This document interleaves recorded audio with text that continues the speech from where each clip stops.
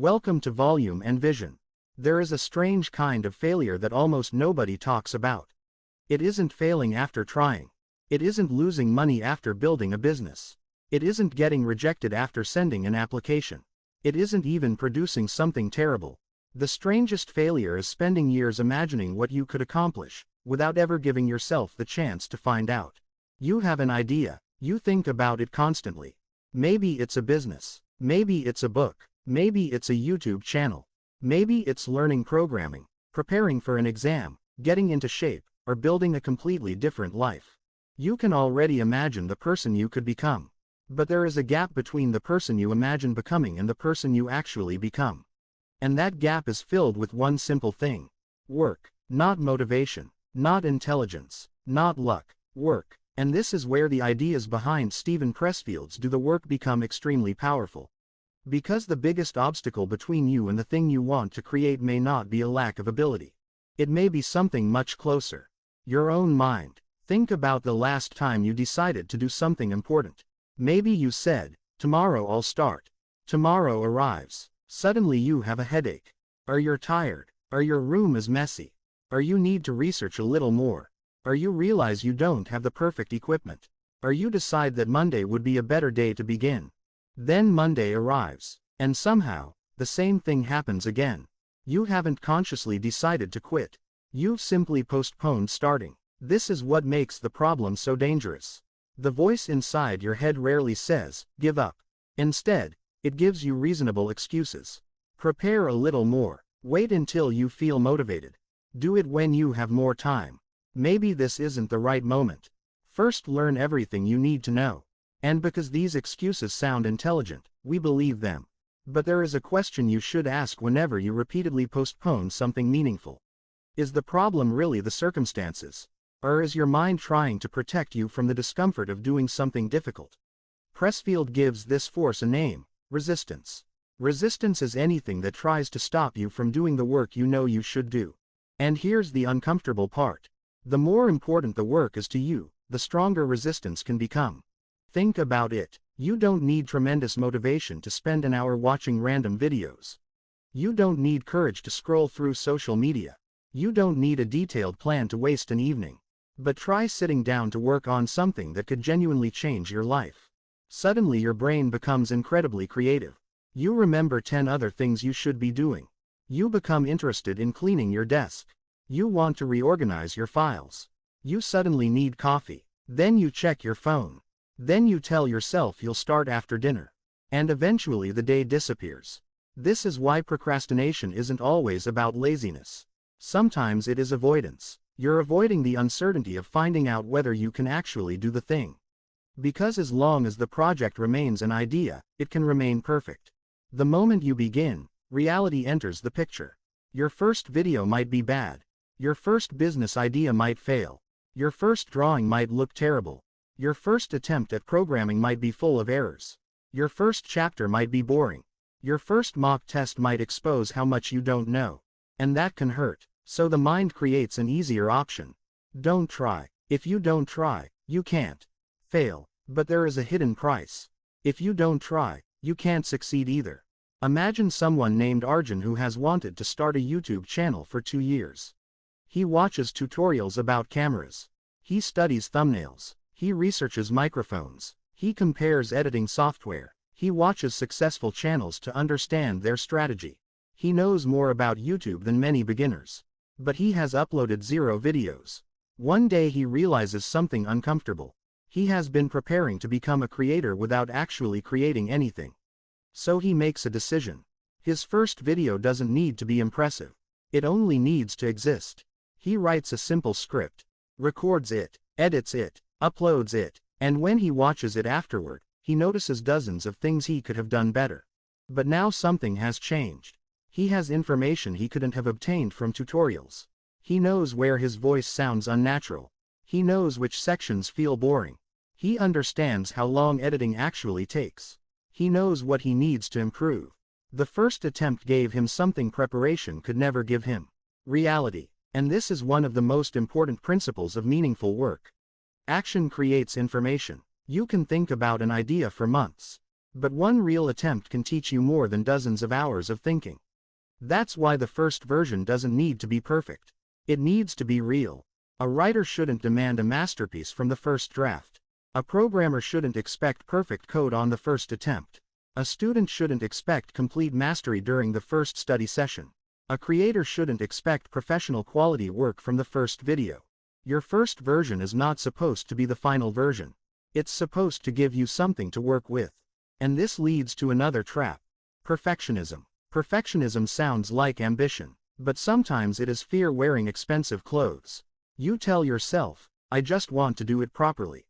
That sounds admirable, but what if properly becomes an excuse to never finish? Imagine someone writing a book. They spend 3 days writing the opening. Then they rewrite it. Then they rewrite it again. Then they change the main character. Then they change the opening scene.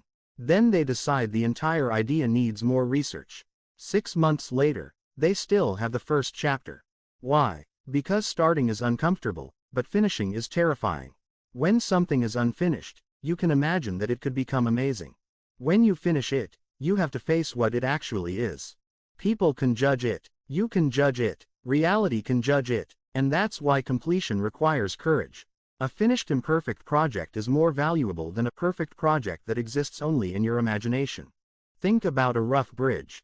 It's not beautiful, it isn't the final structure. But if it helps you cross the river, it has value. Your first draft is like that. Build the bridge first, improve it later. This is why creation and editing should not constantly fight each other. When you're creating, create. When you're editing, edit. If you try to judge every sentence while you're still producing the first draft, you can destroy your momentum. Imagine trying to speak while someone interrupts you after every sentence and says, that wasn't good enough. Say it again. Eventually you would stop speaking. That's what excessive self-criticism does to creativity. It interrupts the process. So give yourself permission to make a rough version. Let the first attempt be ugly. Let it be incomplete. Let it surprise you. Then come back later and make it better. But there is another enemy waiting after the excitement of beginning disappears. The beginning of a project is usually exciting. You have a new idea. You imagine the possibilities. You feel productive just thinking about the future. But then the excitement fades. The work becomes repetitive. The results aren't visible yet. And this is where many people quit. Consider someone preparing for a major examination. During the first few days, they create a beautiful timetable. They buy notebooks. They organize their study materials. They feel unstoppable. 3 weeks later, reality arrives. The syllabus looks enormous. Some chapters are difficult. Test scores aren't improving quickly. Other students appear to be ahead. Now the emotional reward is gone. The student has to decide whether to continue without excitement. That's the real test. Because discipline isn't required when everything feels exciting. Discipline is required when nothing feels exciting. This is why professionals operate differently from amateurs. An amateur asks, do I feel like doing this today? A professional asks, what needs to be done today? That's a massive difference. Professionals aren't people who never feel lazy. They aren't people who never doubt themselves.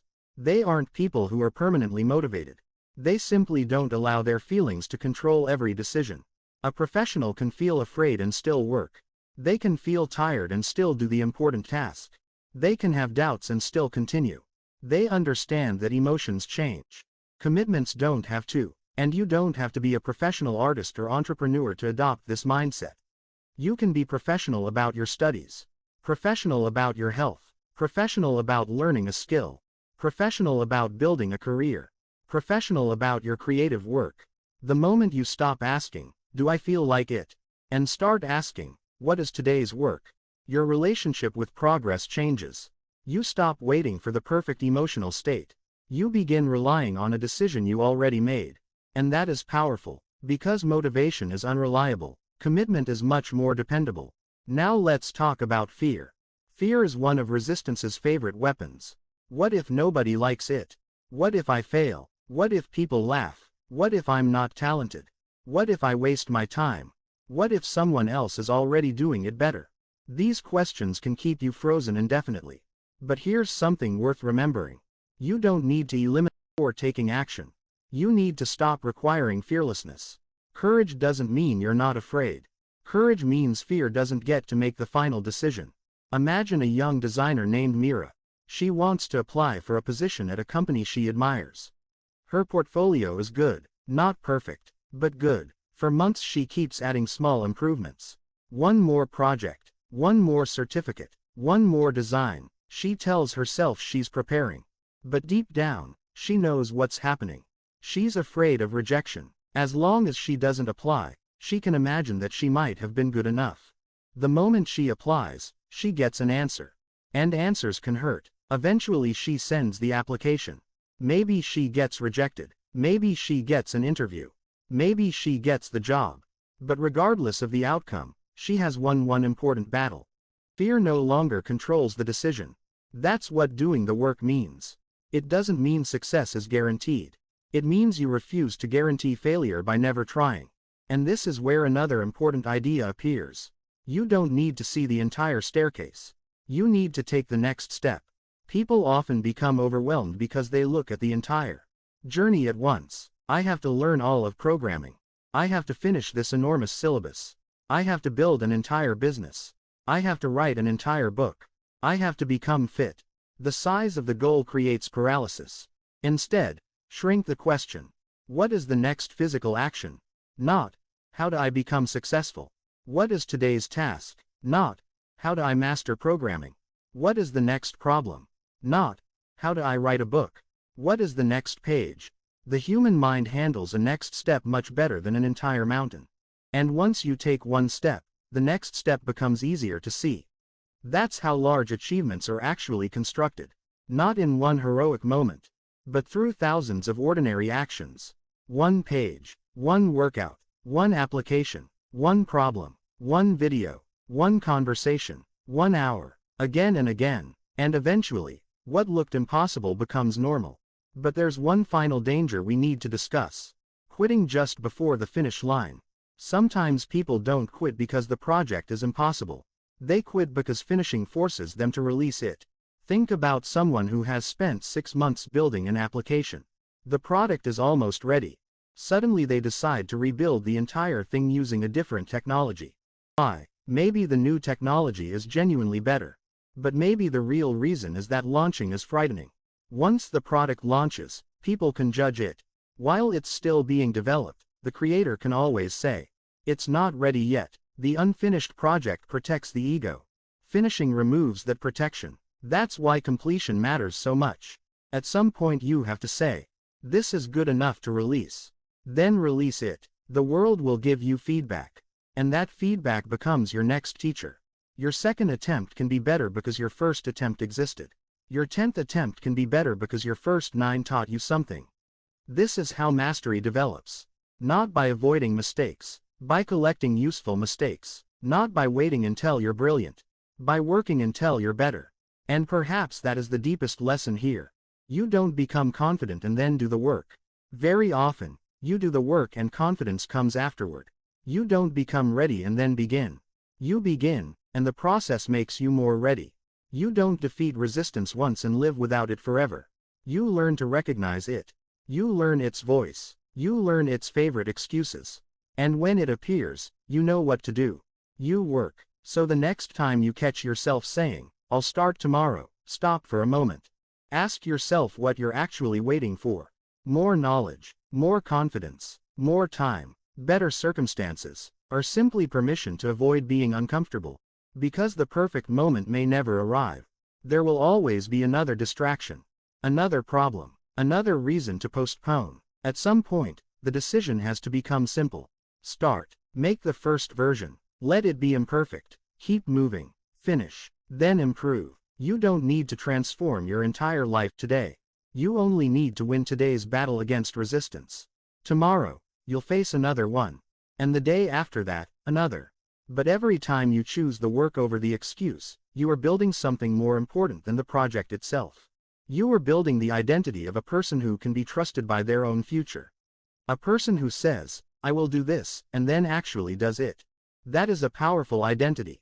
Because your future isn't created by what you intend to do. It's created by what you repeatedly do. So if there is something important you've been postponing, don't wait until You feel inspired. Don't wait until you're completely confident. Don't wait until everything is perfect.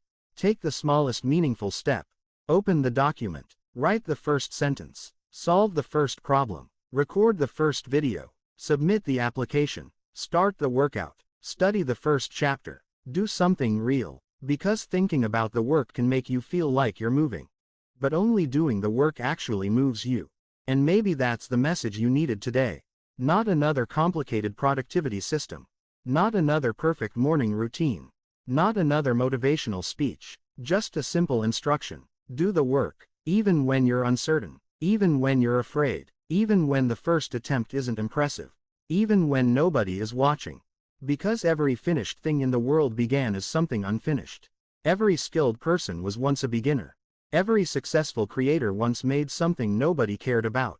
Every expert once struggled with basics. And every meaningful journey began with one decision. To begin before you felt ready. This is Volume and Vision. If this summary gave you something useful to think about, subscribe for more practical ideas from powerful books on productivity, psychology, discipline, personal growth, and success. And the next time you catch yourself waiting for the perfect moment, remember this. The perfect moment is often just another excuse wearing a better name. Start with what you have. Start where you are. Make it imperfect. Keep going. And finish. Because your life will not be changed by the work you keep planning to do. It will be changed by the work you actually do. Welcome to Volume and Vision. Keep learning. Keep growing. And most importantly, do the work. But doing the work is not always as simple as it sounds. Because there are days when you know exactly what you should do, and still you don't want to do it. You wake up with a plan. You know the task is important. You may even feel guilty about not doing it. But somehow, you keep finding small things to do instead. You check your phone. You answer a message. You watch one video. You make another cup of tea. You tell yourself you'll begin in 10 minutes. And suddenly, an hour is gone. The strange thing is that during those moments, you usually don't feel like you're making a decision to waste your time. It feels almost automatic. That's why learning to recognize resistance is so important. Resistance doesn't always look like laziness. Sometimes it looks like research. Sometimes it looks like planning. Sometimes it looks like perfectionism. Sometimes it looks like entertainment. And sometimes, it even looks like productivity. You can spend an entire day doing things and still avoid the one thing that actually matters. Imagine someone who wants to become a software developer. Instead of writing code, they spend the morning watching tutorials. Then they organize their notes. Then they search for the best programming roadmap. Then they download another course. Then they watch videos about how successful developers study. By evening, they feel exhausted. And because they worked all day, they feel productive. But there is one uncomfortable question. Did they actually move closer to their goal? This is where doing the work becomes different from simply being busy. Work produces something. A page gets written. A problem gets solved. A program gets built. A lesson gets completed. An application gets submitted. A video gets published. Something exists at the end that didn't exist before. That's a useful test whenever you're unsure whether you're progressing.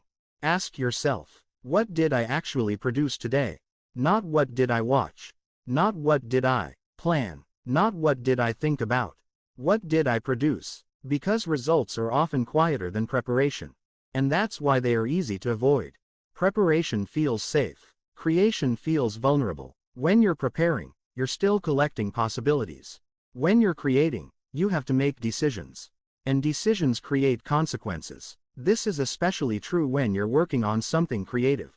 Suppose you're writing a story. At the beginning, the story exists entirely inside your imagination. In your imagination, the characters are fascinating.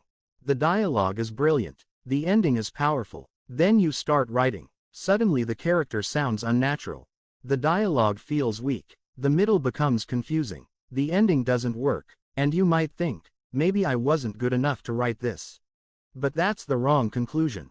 The problem isn't that the idea became worse. The problem is that imagination hides problems that reality reveals. And that's actually useful, because now you can fix them. Reality is not. Reality is your feedback system. The same principle applies to almost everything. You don't know whether your business idea works until people see it. You don't know whether your study strategy works until your test results reveal it. You don't know whether your content connects with viewers until you publish it. You don't know whether a skill is improving until you practice it. Action exposes reality, and reality gives you something to improve. This is why you should stop expecting your first attempt to prove your potential. Its job is simply to teach you. Your first attempt is information. Your second attempt uses that information. Your third attempt becomes slightly better. And after enough repetitions, something interesting happens. You stop being a beginner. Not because you suddenly discovered a secret. Because you accumulated experience. That is how people become good. They keep showing up long enough for their mistakes to become lessons. But there's another reason people struggle to keep going. They expect progress to feel obvious. They expect every week to look better than the previous week. But real progress rarely works that way. Sometimes you work for days and see almost nothing. You study, but your scores don't improve. You exercise, but the mirror looks the same. You create content, but nobody watches. You apply for jobs, but nobody responds. You practice a skill, but you still feel average. This is the point where resistance becomes especially dangerous. Because your mind starts asking, what's the point? And if you don't understand how progress works, you may quit. But think about planting a seed. For a long time, you can look at the soil and see almost nothing. That doesn't necessarily mean nothing is happening. Growth can happen before it becomes visible. Your job is not to demand visible results every day. Your job is to keep providing the conditions that allow results to appear. That doesn't mean blindly repeating the same mistake. It means continuing while learning. There is a huge difference between persistence and stubbornness. Stubbornness says, I will keep doing exactly the same thing no matter what. Persistence says, I will keep moving toward the goal, but I will change my approach when reality teaches me something. That's the mindset you need. Keep the destination, adjust the route, and this brings us back to one of the most important battles. The battle between the amateur mindset and the professional mindset. The amateur depends heavily on mood. The professional depends on commitment. The amateur says, I'll work when I feel inspired. The professional says, I'll work because this is what I decided to do. The amateur sees obstacles as evidence that the goal might not be possible. The professional sees obstacles as part of the process. The amateur wants immediate recognition. The professional understands that meaningful work can remain invisible for a long time. And becoming professional doesn't require getting paid. It means taking your own work seriously. If you have decided that something matters to you, treat it with respect. Give it time, give it attention, give it consistency, and most importantly, give it a chance to become real. Because sometimes the person standing between you and your future isn't a competitor. It's the version of you that keeps negotiating with yourself. Just one more day. I'll start next week. I need better equipment. I need more knowledge. I'll do it when life becomes less busy. But life rarely becomes permanently less busy. There will always be something. A difficult week. Family responsibilities. Exams. Work. Money problems. Unexpected events. Bad moods. You cannot wait for life to become perfectly convenient. You have to learn how to work inside imperfect circumstances. That doesn't mean ignoring genuine responsibilities. It means refusing to use every inconvenience as a reason to abandon what matters. Some days you may have 3 hours. Other days you may have 30 minutes. Use the 30 minutes. Some days you'll feel powerful. Other days you'll feel terrible. Do the smaller version of the work.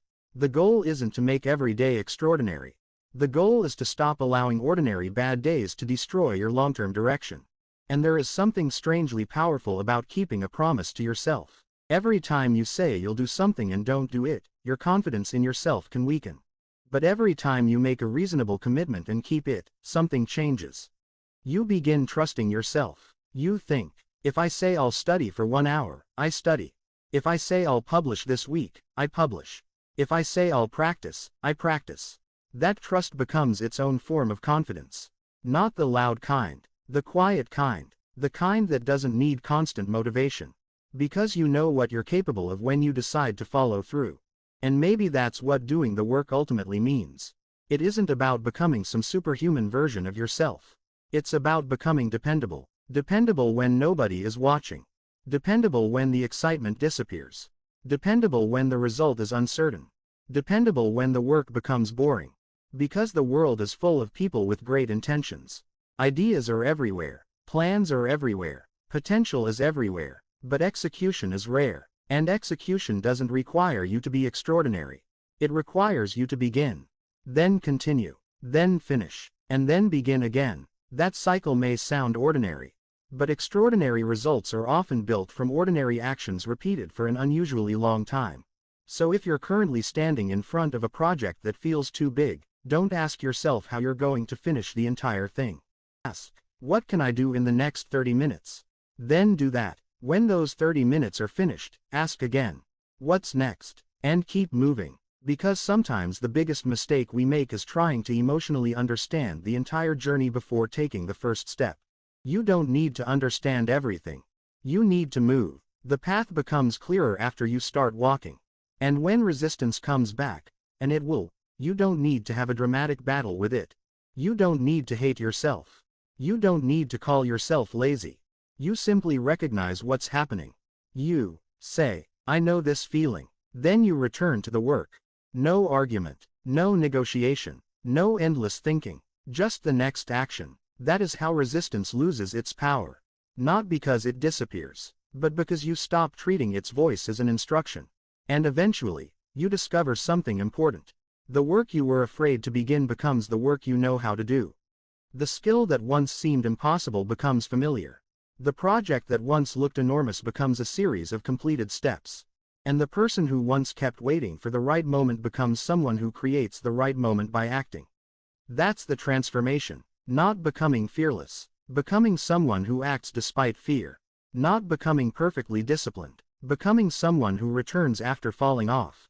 Not becoming perfect. Becoming someone who finishes, learns, improves, and continues. And once you understand that, the question changes. You stop asking, how can I guarantee that this will succeed? You start asking, how can I give this my best honest attempt? That's a much better question. Because you cannot control the result completely. You can control whether you show up. You can control whether you practice. You can control whether you finish. You can control whether you learn. You can control whether you try again. And those decisions accumulate. One day, you look back and realize that the thing you once kept postponing has become part of your life. Not because you discovered some secret shortcut. Because you finally stopped waiting. You did the work. And perhaps the most important thing to understand is that doing the work is not about having one incredibly productive day. It is about becoming the kind of person who returns to the work. You will have bad days. You will lose focus. You will procrastinate. You will sometimes make terrible decisions. You will sometimes wonder whether all the effort is worth it. That doesn't mean you've failed. The real failure is deciding that one bad day has to become a bad month, or one mistake has to become an excuse to quit completely. Think about someone learning to play an instrument. They practice for several weeks and then miss 3 days.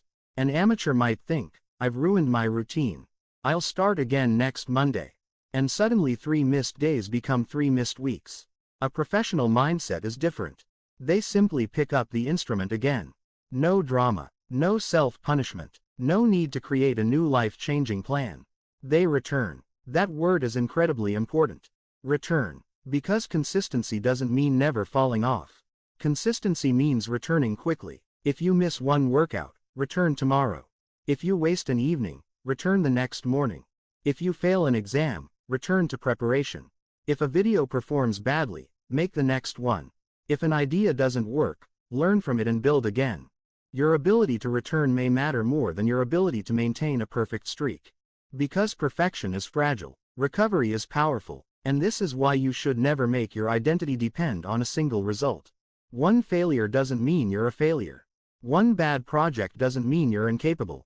One rejection doesn't mean you're unwanted. One unsuccessful attempt doesn't tell you what your final result will be. It tells you what happened this time. That's all. Use it, learn from it, then move. Because resistance loves turning individual events into permanent conclusions. You failed, not good enough. Nobody watched, so you're not talented. You didn't finish, so you'll never finish anything. These statements feel powerful because they're emotional. But they aren't facts. They are stories. And you Don't have to believe every story your mind tells you. Sometimes the healthiest response to failure is incredibly simple. Okay, what did this teach me? That question turns failure from an identity crisis into information. And information is useful. Maybe your plan was unrealistic. Maybe your timing was wrong. Maybe you didn't practice enough. Maybe your approach was inefficient. Maybe you needed help. Maybe you simply needed more attempts. Whatever the answer is, find it. Then continue. This is how you turn resistance into progress. You don't defeat every obstacle by pushing harder. Sometimes you defeat it by becoming smarter. And there is another powerful idea hidden inside all of this.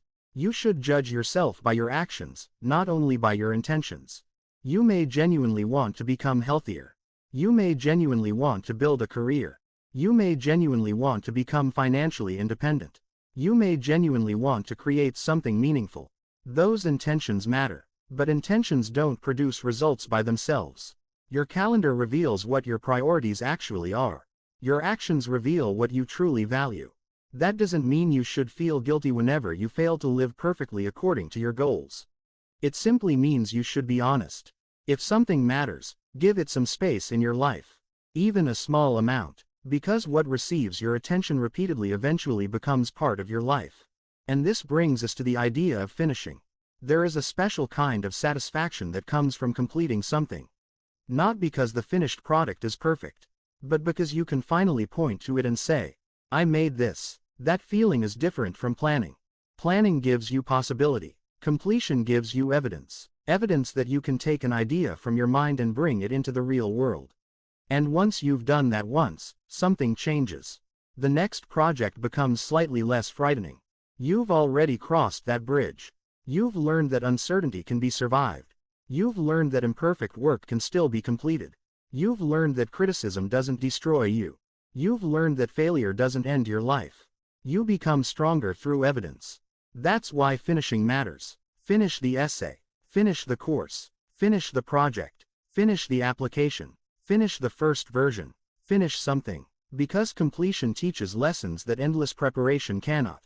But finishing doesn't mean you stop improving. Quite the opposite. Finishing gives you a foundation for improvement. You can only edit what exists. You can only improve what you've built. You can only learn from something you've attempted.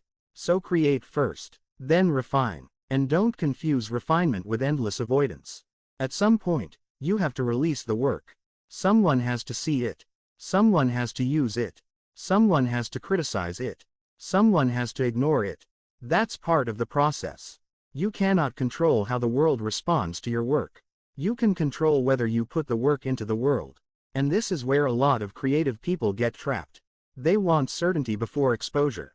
They want to know that people will like their work before they publish it.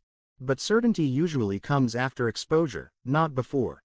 You publish. You receive feedback. You learn. You improve. Then you publish again. That's the cycle. Not prepare forever. Feel confident. Guarantee success. Then begin. That sequence rarely happens. Real life is messier. You begin uncertain. You improve through experience. You gain confidence through evidence.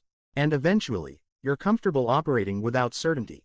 That is a much more valuable skill than confidence itself. Because almost every meaningful opportunity contains uncertainty.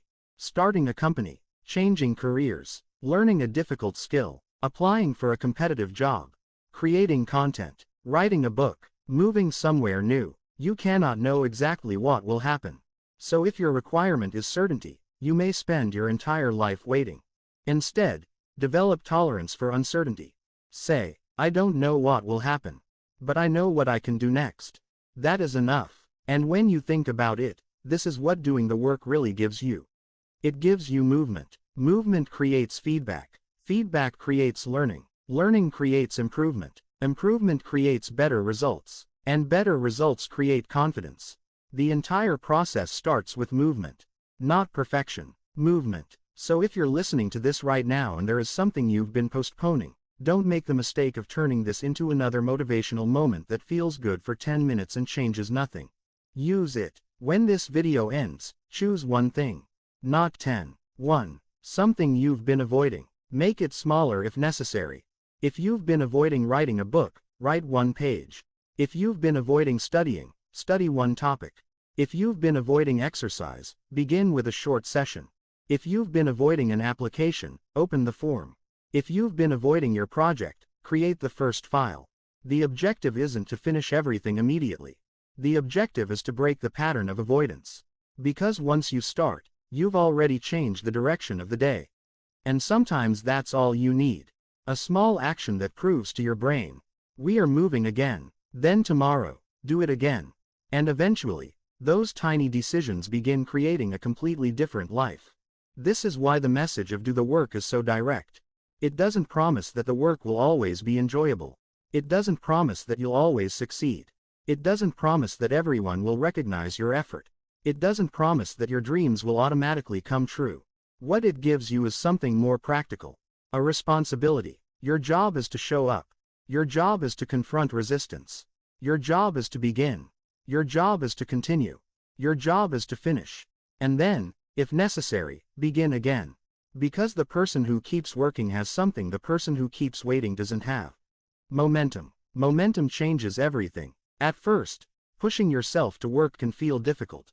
But once you've started, continuing becomes easier. The hardest part of a journey is often not the distance. It's breaking your own inertia. That's why the first 5 minutes matter. Start before your brain has enough time to negotiate. Open the laptop. Put the phone away. Take the first step. Don't sit there asking yourself whether you feel motivated. Your feelings can catch up later.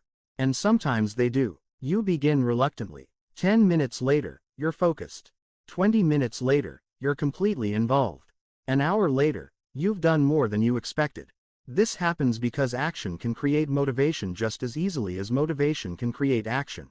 That's something people often misunderstand. They wait for motivation to begin. But beginning can create motivation.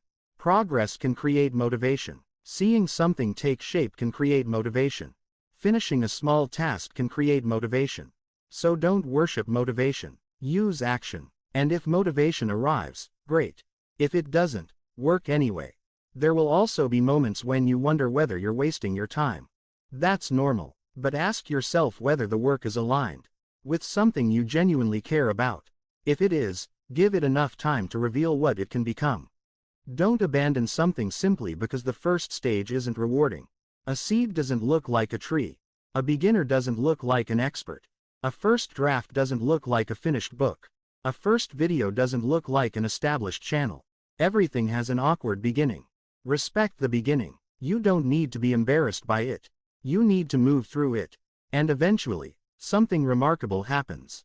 The thing that once required enormous effort becomes normal. You don't have to force yourself as much. The habit becomes familiar. The resistance becomes easier to recognize. The work becomes part of who you are. That's when the game changes. You're no longer constantly trying to become disciplined. You're simply living as someone who does the work. And perhaps that is the most valuable lesson you can take away. Don't focus only on the outcome. Build the person capable of producing the outcome. If you want to write, become someone who writes. If you want to create, become someone who creates. If you want to learn, become someone who studies. If you want to build, become someone who builds. Identity follows repeated behavior. Every time you act according to the person you want to become, you strengthen that identity. One day doesn't change everything. But one day repeated enough times can. So don't underestimate today's work. It may look small. It may feel insignificant. But your future is being built from things that look insignificant while you're doing them. One decision, 1 hour, 1 page, 1 attempt, 1 uncomfortable conversation, 1 finished project, 1 more day of showing up. That's how a life changes. Not all at once, but continuously. So when resistance appears tomorrow, don't be surprised. Expect it. When you feel like procrastinating, recognize it.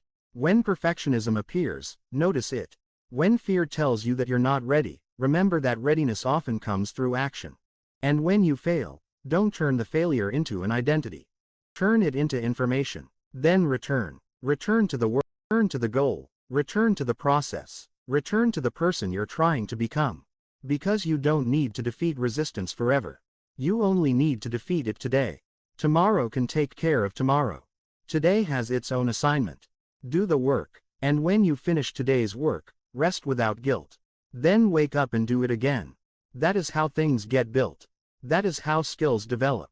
That is how confidence grows.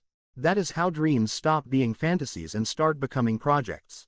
And projects, when worked on consistently, eventually become reality. So perhaps the question isn't, am I talented enough? Maybe the better question is, am I willing to keep showing up? Not, will everyone like this? But, am I willing to finish it? Not, what if I fail? But, what can I learn if I do? And not, when will I finally feel ready? But, what can I do right now? Those questions lead to action. And action is where your real answers are found. Because you can think about your future for years. Or you can spend today building it. You can keep imagining the person you want to become. Or you can take one action that proves you're becoming that person. You can keep waiting for confidence. Or you can earn confidence through experience. You can keep planning. Or you can begin. The choice will not always feel dramatic. Most of the time, it will be incredibly ordinary. It will look like sitting down when you'd rather scroll. It will look like opening the book when you'd rather sleep. It will look like writing the ugly first paragraph. It will look like solving another problem after getting the previous one wrong. It will look like uploading the video even though you aren't sure anyone will watch. Nobody may applaud. Nobody may even notice. But you will know. And that matters. Because every time you do the work when you could have escaped from it, you become a little harder to stop. Until eventually, you realize something. The biggest victory wasn't completing one project. It was becoming someone who doesn't need perfect conditions to begin. Someone who doesn't need constant motivation. Someone who can face uncertainty. Someone who can fail without disappearing. Someone who can start again. Someone who can do the work. And that person can build almost anything. So whatever you've been postponing, start small. Start imperfectly. Start today. Don't promise yourself that you'll completely transform your life overnight. Make one promise you can keep. Then keep it. And tomorrow, make another. Because your future doesn't need a perfect version of you. It needs a consistent one. Thank you for spending this time with Volume and Vision. If this summary gave you a new perspective on procrastination, discipline, fear, or creative work, subscribe to the channel for more practical ideas from powerful books. And remember one final thing. You don't have to feel ready. You don't have to feel confident. You don't have to know exactly how everything will work out. You just have to take the next step. Then the next one. Then the next. Until one day you look back and realize that the thing you were once afraid to begin has become something you actually built.